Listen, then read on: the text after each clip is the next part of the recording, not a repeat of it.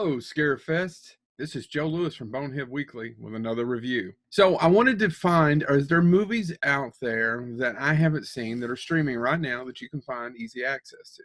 There's a ton. There's this movie. It's called Apostle. Why did I pick Apostle to review this week? Well, a few reasons. One, it's written and directed by Gareth Evans. If you don't know who Gareth Evans is, well, he's a Welsh-born director, and he directed two movies that I absolutely love called The Raid and The Second Raid. They are absolutely, positively stupendous action films, and I can't recommend them enough. Go out, find them. I have, I think, the DVD or Blu-ray copy sitting over there on my shelf of both of them. Check them out. He made a movie for Netflix in 2018 called Apostle, starring Dan Stevens and Michael Sheen. Michael Sheen was in the Underworld films. He's in a ton of things. He's in that serial killer show now about he's the serial killer and his son's out trying to track other serial killers.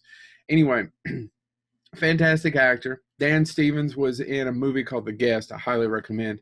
You probably also know him from something called Beauty and the Beast. Apostle.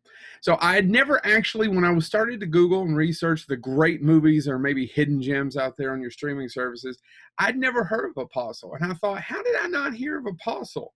It's directed by Gareth Evans. I loved his movies. Like I said, I love The Raid. The Apostle. Here's the story via Joe Lewis. There's this guy. Takes place during the turn of the century, 1890 to 1910, somewhere right around there. I don't remember exactly what the year is. And he is going to go find his sister. His sister's been kidnapped by this group of crazies that live on this island, and they are wanting a ransom. And he doesn't like his dad, but he loves his sister, and he's going to go help his sister. All right. That's the plot. He gets there, and there's a hell of a lot of crazy. There's a lot of films you could say this movie's like. Well, the first one that comes up is The Wicker Man. I will say, in its defense, there's a lot of blood. If you like blood and gore and violence, the ultra violence, there's a lot of it in this. There's quite a bit in this movie. Do you like period pieces? Well, this movie's for you too. Do you like Dan Stevens?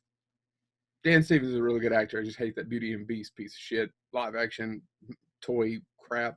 I don't understand Disney when they do those things. Anyway, great cast, great acting, good solid dialogue, fantastic director with a wonderful pedigree, right? Really well made. It's beautifully shot. I love the location. It's got a twist ending. So basically he gets there, things aren't quite what they seem. There's some sort of maybe a demon, I don't want to give away too much, living under the island.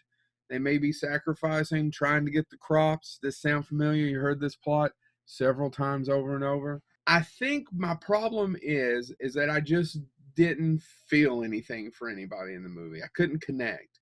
And as much as I love the director, this just didn't do it for me. I prefer The Raid.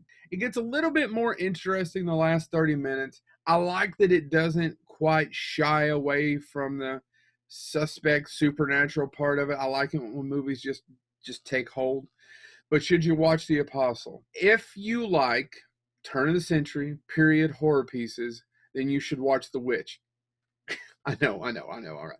If you want to watch a movie about a crazy bunch of folk living on an island, worshiping something, trying to get the harvest to come in, then you should watch The Wicker Man.